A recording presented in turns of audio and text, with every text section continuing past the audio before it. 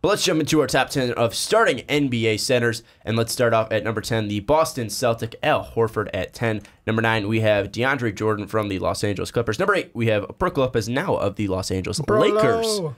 We have number 7, the process, Joel Embiid of the Philadelphia 76ers. Number 6, we got Hassan Whiteside from the Miami Heat. Number 5, we got Rudy Gobert of the Utah Jazz. Number 4, Marc Gasol of the Memphis Grizzlies. Number 3, Nikola Jokic of the Denver Nuggets. Number 2, Boogie DeMarcus Cousins of the New Orleans Pelicans. And number 1, Karl Anthony Towns, cat from the Minnesota Timberwolves. I wonder why Embiid is so high. I wonder why Embiid is so high on our rankings. I wonder who ranked him at 4. Why don't you tell us about that, Dave? Dave, why don't you tell us about the guy who ranked at 4 who's only played 29 career games? Transcendent in talent. 3 years.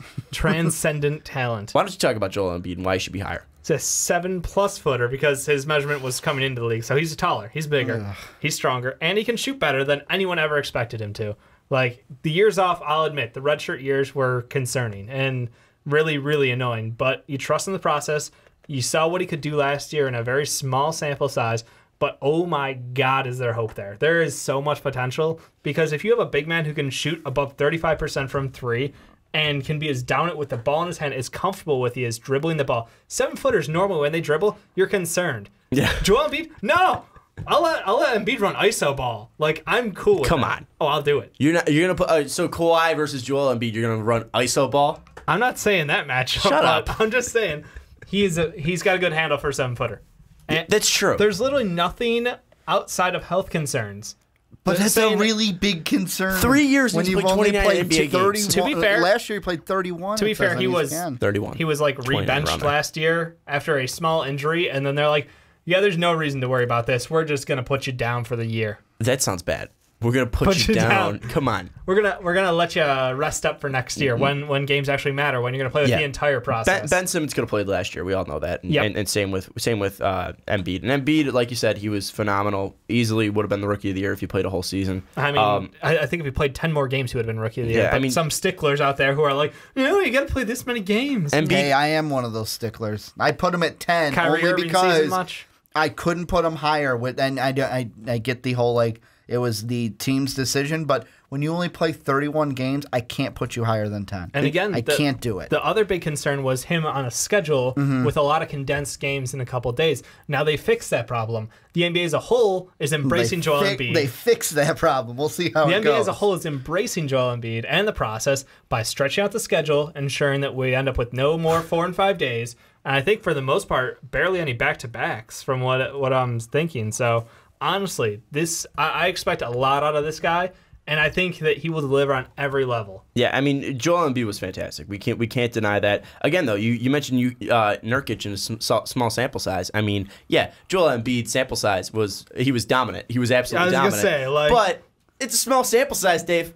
I'm just using your argument against you. Half a season, but what Joel Embiid did in that time just shits all over Nurkic. I'm sorry. It's less than half a season. It's just slightly less than half a season. It's still less than half a season. Well, he played up until Anyway, it was because of the back-to-back. Let's get away from that. What I want to talk about, though, I mean, obviously, Joel Embiid will probably be a riser on this. I mean, he could probably jump over Hassan Whiteside, Rudy Gobert, Marc Gasol. We get it. I mean, he could be number 1 next year. I doubt it. I don't think he will be. He could be number 2 next year. He could. Depends on how many games he number plays. 3, maybe. He can jump. He can jump. Yeah. If he's able to bring what he did last year, he can definitely jump. I mean, he didn't when he did play. He didn't have a higher PER than Karl Anthony Towns, DeMarcus Cousins, anything like that. But he plays two sides of the ball. I'm saying he wasn't far away from that. I will Dave. defend this man. Chill. We have to move on. Move on. We can't have a Joel Embiid dedicated. I think segment. our fans would like Dave that. would love that. Dave is smiling. Our ear fans to are not ear. you. We've got a lot of Philly fans. You know that. We do. And the guys I want to mention, though, is Nikola Jokic. Ricky boldly putting him at 2. Why Jokic at 2? I mean, I looked at, here's the thing, and it all came down to DeMarcus Cousins, because when I looked at Cat, when I looked at Cousins, when I looked at Jokic, I was like, to me, they're all comparable. I mean, Cat to me is the clear number 1, and then it came to, I'm like, okay, Boogie's number 2. But then I looked at it and I went, you know what? Yeah, if you look at overall for the entire year, you see the numbers he had. But if you look at the numbers that he had just with the Pelicans, there's a little bit of a difference there. And to me, I like what I see from Jokic a little bit more from Cousins, only because of Cousins is now playing with Anthony Davis. Jokic is not. And Cousins I got think better when he went to New Orleans. He had slightly, but less he's usage, also playing with Anthony Davis, and I feel which like I think would that benefit him. that feeds into it. And I go, you know what? Going into these rankings, I just liked Jokic a little bit more. Also, I believe had the higher per slightly than Cousins. Jokic had the highest per I think so far. I would have checked out of any center at 26.4. But Yeah. I mean, again, per isn't the only thing that we're looking at. It's not the only metric. And look, Jokic is amazing at what he does, which is run that offense. And I mean, Which is so weird to say at a center. Point center. And from the games he started, he was putting up, just over 19 points, almost 11 boards, and almost 6 assists a game. The problem with him is he's a one-sided player. Defensively, he's a turnstile. There's no helping that. But when he's in there running that offense, they were, I want to say, the highest scoring offense or within the top 3 highest scoring offenses in the league when he was starting. So honestly, his impact to his team was really, really impressive. My thing is I'm looking at a player who is dynamic offensive versus your comparison of Boogie, who is a two-way player who is no slouch when the ball's in his hands and a dominant scorer. So that's for me is the fact that, like you said, even when he's playing second fiddle to Anthony Davis, who we call the most dominant power forward. I don't even know if it's second fiddle. I mean, it's 1A, 1B. Yeah, 1A, 1B. I mean come on. We agree. Cousins isn't like, he isn't a Joe Schmo out here. Though the biggest thing with Cousins, and everyone knows it, it's the attitude problem. And again, it's also the foul trouble. Because when you look at his stats, everything increased. Also, his foul trouble increased. I mean, he was averaging about 5.4 or 4.5 a game. I mean, he was pretty much averaging a foul out or almost close to a foul out a game. I mean, that's something that you cannot have out of DeMarcus Cousins. The highest we've seen since 14-15. To be fair, he was also, early on in the season, he was playing on a unhappy Sacramento team, which led to a little more fouls per game. No, but what I'm saying, but he is known for a short temper. No, what I'm saying, to the Pelicans, he got more per game. Yeah, on New Orleans, he had more per game. So not even outside of Sacramento. I mean, he was averaging 4.4 fouls a game. I mean, that's ridiculous. I mean, he was. I don't know if it's ridiculous. Whenever I watched the the Pelican game, it was always the worry was always, is DeMarcus Cousins going to foul out? Is DeMarcus Cousins going to foul out? And the answer is always yes. And then Anthony Davis had to take over. So it's just something where, and you also worry about the technicals. Is he going to get suspended? I think that's a guarantee every year. He's going to be about 15 techs. Again, it's just something where with Jokic or Cat, you really don't have to worry about that. See, and yes, I know you want to bring up the defense of Cat, and let's jump to it. Yeah. First player out of this is Karl Anthony Towns, and I'm going to defend it first because I think DeMarcus Cousins is a better player than Karl Anthony Towns right now. I would say that without a doubt. I would say that DeMarcus Cousins. Are you saying if we're going like 1v1 Cat versus DeMarcus, or are you saying like it's just overall? I would say if I was building a team, you would take DeMarcus and over attitudes Cat? and morale was turned off. Okay, I would take DeMarcus Cousins. So skill video wise. game. So if you're playing 2K, yeah, I would take DeMarcus Cousins skill wise. But the one thing that Cat does bring is he has, obviously, I would say he doesn't have the attitude problems that DeMarcus Cousins has, but also he's a guy that's still 21 years old. He is absolutely dominant offensively, and now bringing in Jimmy Butler and bringing in Taj Gibson, yes, I know he was statistically the worst center to ever touch the floor when it came to defensive metrics, Dave. Pretty much, yeah. However, when you bring a guy like Jimmy Butler and you bring a guy like Taj Gibson in, who have played in the Tibbs system and are going to be starting next to him, I just feel like somehow, Dave, because you have experienced veteran defensive players coming to play next to him, I feel like Karl Anthony Towns can step up a little bit to at least be passable defensively. I mean, there's a chance. Like the same thing with the meteor hitting Earth, dinosaurs going extinct. Like there's a chance it could happen. He's not that KG did bad. say anything is He's got possible. about that same percentage happening again. When you're looking at Cat, I mean, what is it defensively that cannot be fixed? There's nothing that can't be fixed. There's a basketball IQ problem where inherently he doesn't. And this might be because he wasn't playing true to his position the entire time last season. He was obviously splitting time between the 4 and the 5. Honestly, I agree. Taj Gibson will help him out. Taj Gibson is known for his motor. He's known for being a tough defender, and he is happy to go anywhere and pretty much do anything you need. We all expected Thibodeau to be able to turn around the 3 young guys up in Minnesota between Levine, Wiggins, and Towns. Defensively, this is perfect fit. You're going to add in these defensive mastermind. All 3 of them were in the bottom of their position as far as their defense was concerned. They didn't play defense. That whole team. They just didn't. Yeah. They just didn't. Fine. I will accept that. The problem is that not randomly, assuming they will get better purely because they're getting older, I don't agree with that. I think what signs did you see of him becoming a better defender last year? Was there any growth out of him? And I will say no. What I'm saying is bringing in a guy who is two veteran guys in Taj Gibson and Jimmy Butler, him maturing, which will not only help basketball IQ, but he's also going to probably be more stuck to watching film, being around guys who have been consistent pros. It does pros. set a better locker room environment. Yes. I'm just saying. I'm not saying just because he's 22, he's going to be a better defender. I'm not saying that. I'm saying the circumstances that he's around, he's going to be better maturing. Defensively. I don't know if necessarily he will grow to a passable defender level. And he could. I'm saying get to a passable defender. Yeah. Because he's not at a passable defender level. No, he's not. He's got to get to that level. I don't think it's crazy. And when he gets to a passable defender level, and you're playing next to Jimmy Butler, who's been a lockdown defender throughout his career, Taj Gibson, who has been a very good defender throughout his career, it's going to hide those blemishes a little bit, and that's going to show what he can really do offensively, which is just bonkers. And it's better than Boogie. I mean, Boogie is a little bit wild out there when it comes offensively. I mean, he's a guy that can chuck up threes like it's nothing. And yeah, that did come a lot in Sacramento, where he did have to do everything. He had the highest usage. Yeah, in pretty much the NBA. We are pairing Boogie back up with Rondo again. How do you think that's going to do, though? I mean, you're a Rondo. I think Rondo's going to average like 9 assists. If Rondo does what he did last year. Yes. You're playing with Anthony Davis and Boogie. I'm laughing. I think it's funny. I think there's a solid chance he could average 10 assists again. Which Rondo do we get? Dallas Rondo, Kings Rondo, Bulls Rondo against the Celtics? Dallas Rondo only existed because he thought he was smarter than Rick Carlisle. Yeah. That was the only issue. Was Rick Carlisle was the coach. He thought he was the coach. I think you'll get Bulls Rondo, but more importantly, I want to see there's 2 levels of that. There's Bulls Rondo. And then there's Bulls Rondo against the Celtics. That's like Super Saiyan mode for Rajon Rondo. There's a little something personal that game, too. Yeah, there was. I should say. And another thing I want to swept you, too. And another thing I want to bring up with Cat is he still has the athleticism to be a good defender. He still has the wingspan. He still has the size and the speed. Too. He's very mobile. So it's not like he's immobile. It's literally about basketball IQ. And I just feel like Tom Thibodeau, who we've praised as this basketball genius, and defensive genius. If anyone can drill it into him, it is Thibodeau. And then also playing with a guy like Jimmy Butler, who worked his ass off to be a great defender, and Taj Gibson, who worked his ass off to be a great defender and a guy that the Bulls can rely on, just feel like that could set a nice locker room for him to grow as a defender. Do you think part of the problem is because he was so gifted offensively, he kind of didn't care as much about his defense while he progressed as a player? And I think because that's one of the things I kind of think of. You got to look at when he was playing in Kentucky too. Yep. Who was he playing next to? Willie Cauley-Stein, who was the defensive monster. He was a fly swatter. Really, and he just jumped up and just started smacking the ball around. And Willie Cauley-Stein, I thought Willie Cauley-Stein, at least watching Kentucky games when they were going 40-0, right? They were undefeated and they lost to Wisconsin. I think that was the one they lost to Wisconsin in the Final Four. I thought Willie Cauley-Stein was the better player when I was watching as a stupid high school. I was like, Willie Cauley-Stein's good. Why is Carl Anthony Towns going with 1?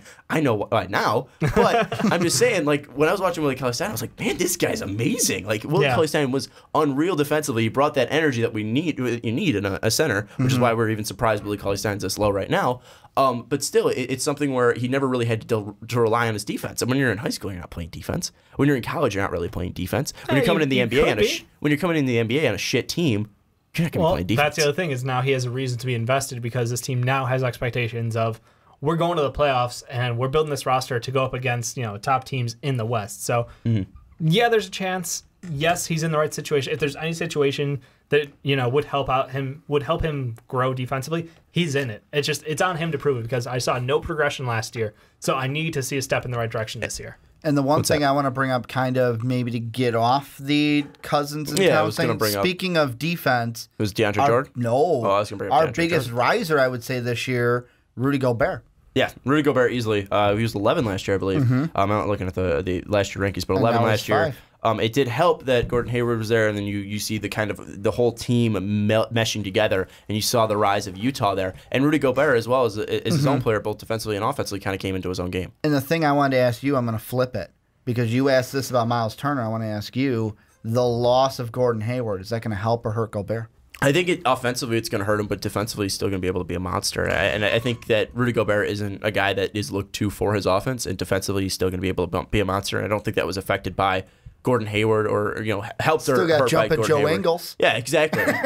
Dave says there's not going to be a Joe drop Ingles. off. Yeah, Dave says there's not going to be a drop off between I said Joe not Ingles and Gordon that Hayward. big of a drop off. Not that Going big. from All-Star Gordon Hayward to jumping Joe Ingles, And not that big of a drop Ricky off. Rubio. Don't forget about Ricky. Yeah, I don't think Rudy Gobert's kind of spot is going to be dropped from him. The thing that I did want to bring up with Rudy Gobert though, since Rudy Gobert is kind of limited offensively, a guy who might have a little more prowess, at least offensively, just because of his athleticism and it is kind of more of tenacity to attack, might be more of a wild player than Rudy Gobert is Hassan Whiteside. And I felt because Whiteside is on a better team, could possibly Whiteside be higher than a guy like Rudy Gobert? And that's something I want to throw out to you guys because I thought about it. Because Whiteside, I mean, I would say Rudy Gobert is a better basketball player, but Whiteside's on a better team, and the Jazz obviously losing Gordon Hayward, George Hill.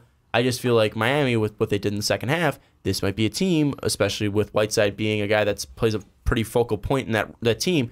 He might be able to outshine a little bit more than Rudy Gobert because Rudy Gobert's in Utah, and that's not like a huge market out there. I don't think I have to say that. I originally wanted to put Whiteside at 5, only because like in mine I had DeAndre Jordan 5, Gasol 6, And we'll get to Jordan. and Marc Gasol, and then Whiteside 7. I was looking at it and I was going, maybe Whiteside should be above DeAndre, above Marc Gasol, but I ended up putting him 7. He's a guy that after another year maybe could rise on this, but like when it was him, if you're comparing him to Gobert, I looked at Gobert. One thing I thought we were criminally low on him compared to the year that he had. I know that we were coming into last year and it wasn't after the season. That's what these are.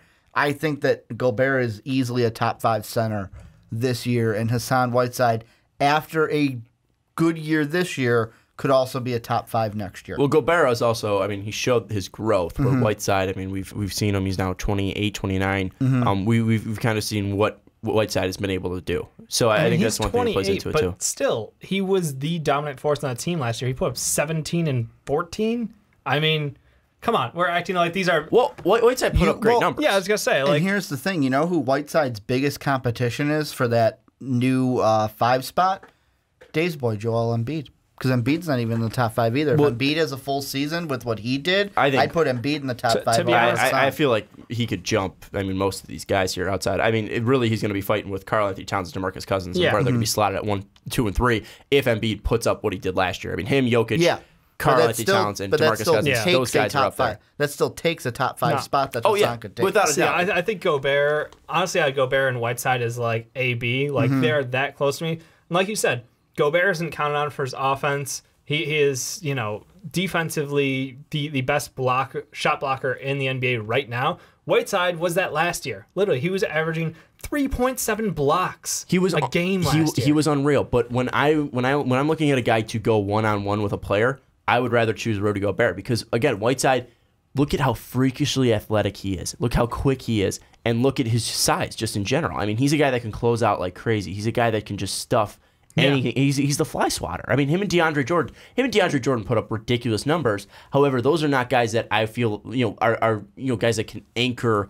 But he can be counted on offense. That's the thing. Like you're talking about. Okay, Gobert took a step forward offensively to like solid. No issue there. Like shooting percentage was excellent. Like he was shooting like 66%. Like that's awesome. But Whiteside's a guy you can actually count to be the number 2 on your team. He is the guy who you can depend on offensively and defensively. I'm not throwing the ball down. Like, what do you Put mean? Up 17 points a game. But how are we not DeAndre number Jordan's 2? also done that, but DeAndre Jordan's also playing with Blake Griffin. I mean, DeAndre Jordan with Chris Paul can do that. I mean, with Miami, Well, the way Clippers were a team with no bench. That was the reason. Like, But what I'm saying is, these guys who are super and freakishly athletic, you toss the ball up to them, they jump up and they put it in. These guys can grab offensive boards like it's nothing with their freakishly long hands, their freakishly long wingspan, jumping up and then just dunking it over these guys. I mean, these guys have the benefit of just being big. Again, if we're putting them into a system and you have to rely on the guard and the wings and the other 4, I just feel like Rudy Gobert is a better all-around basketball player. I'm not saying one has better numbers. Again, there's a reason why you also put Hassan Whiteside below Rudy Gobert. I know. Like I said, they're A-B to me. I mean, it's very close. No, I think the same thing, too. I just feel like Rudy Gobert, after his year last year, who was a guy that could easily win Defensive Player of the Year the way that he can match up with players on the court. This is very much a show me year. I agree, mind. Especially with Gordon Hayward leaving. I feel like that's the whole reason. Can he be the captain of this team? Can he be the guy who leads them to the playoffs? And I don't know if he can, honestly, but I'm very interested to see what he can do with this team, with him as the captain, with him as the guy leading the charge. Without a doubt. I feel like Rudy Gobert and Hassan Whiteside, both, again, like you said, 1A, 1B, I think those guys are both great players, and I think they both obviously bring different things to the court. I feel Gobert might be more of a polished player, where Hassan Whiteside uses athleticism. Gobert might have a longer career just because he is a more polished player. I mean, Whiteside, he might fall off due to injury just because of the way he plays. Hassan Whiteside, with what he plays though and how he plays it, he's been fantastic for the Miami Heat. And I'm not taking that away from him. Another guy who plays similar to Hassan Whiteside that I want to bring into this mix is a guy that you had at 5, Ricky, and that's DeAndre Jordan, a guy that relied heavily on Chris Paul, but Dave was even mentioning what he did with Chris Paul off the court when Chris Paul was injured. So ultimately, what are your thoughts on DeAndre Jordan? We have him at 9. This is a guy that last year I think was fairly high. I think he was in our top 5. He was number 4. Is this a guy that you think can move up this ranking, or do you think 9 might even be a ceiling now with Chris Paul gone? I think when it comes to DeAndre, he will sit in, like, from next year and years future, he'll sit between maybe the 7 to 10 kind of spot in these rankings. He's not going to be a guy who's in the top 5, but the big thing when it comes to DeAndre Jordan in my mind is I liked what I saw from DeAndre. I like what he brings to the Clippers. I also like what I see on the stat sheet as well. And I know we harp on they don't have Chris Paul.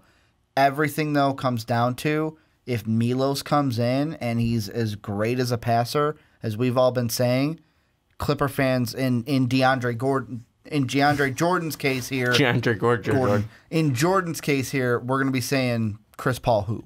Because when it hold up. Wait. Not Chris Paul who. Chris Paul who. No, Chris Paul has been one of the best players in the NBA. I'm saying in DeAndre Jordan's case, when it comes to advanced metrics. Yeah, like I'm saying in Jordan's case of, oh my God, he lost a guy who gave him the ball a lot. We'll be saying Chris Paul who, because Milos will do the same thing. Not overall. I'm saying just in this microcosm of between him and Jordan. Sean, you've clearly got something on your mind. Just spit it out for us. Yeah, one's a Hall of Famer, Chris Paul, and probably the best point guard of our era. I'm not saying he's not good. I'm saying Steph overall. Curry's already better than him. What I'm saying all around. All around. I'm saying on this little microscopic level. Steph's the best scorer. Yeah. But best he's shooter. also actually won shooter. something, which Chris Paul has not done, even though he's been in a team where every single year for the last 6 years, they should have been contenders. Let's be honest. Chris Paul should have been a Laker. Well, there's that. Don't even get me started on that. I need to go to Reddit to pull up the stuff to defend Chris Paul. No, I understand. Because Chris Paul he's is a two-way guard. He's a two-way point guard. And, dude, I'm the one who spits a lot of truth about him because You're also talking to the guy here who had Chris Paul at 6 on our rankings. Purely disrespectful. But Kyrie, Wall, you're ridiculous. Russ, and Steph above him. Oh, yeah. We're talking about Chris Paul, the guy who has... hit a 2020 1,912. 2020 with no turnovers. I know. 1,912 steals. He has 2,024 turnovers. I mean, he almost has the same amount of steals as turnovers. I mean, this guy is unreal. There's more that is in here. He led the NBA in plus-minus last year, second in RPM after adjusting for the things that they do. Led the Clippers to 30-15 record. I'm defending Chris Paul. 30-15 record with Blake Griffin. Microcosm. I didn't even say the overall team. You're talking trash about Chris Paul. Yeah, when it comes to him and 30-15 record Jordan. with Blake Griffin was out in 2016. Around the 90th percentile of players as a pick-and-roll man or in isolation, the two go-to plays really in the NBA for shot correction. I can keep going if you want me to. I just want to give a shout-out to Drop Dead Dirk on Reddit. Real quick, though, his career playoff edges, because you're talking about his 2 out of 3. You're talking about him not winning. You're done. Our YouTube fans have been watching us play rock, paper, scissors. 21.4 points per game, 9.4 assists per game, a lot of pretty numbers, Sean. 3.7 rebounds per game, 48.4% from the field, 38% from 3, 25.8 per, 59% true shooting percentage. He's got a 7.7 VORP in 76 games. Chris Paul is fucking better than how many rings does he got? How many rings does he got? How many rings does Milos have? He's a 30-year-old who's starting now in the first year. It's Milos, and he has won EuroLeague. I said Milos. No, you said Milos. You said Milos. I said Milos. You did not say Milos. Whatever. I would rather take He's won EuroLeague. I would take Chris Paul, too. I wasn't saying as an overall. I was saying on the general. You said Chris Paul who? Yeah. Put respect on Chris Paul's name. Milos is one of the best passers in the world. On the general ability that he could pass the ball to DeAndre Jordan. That's the microcosm. Learn how to say his name, damn it.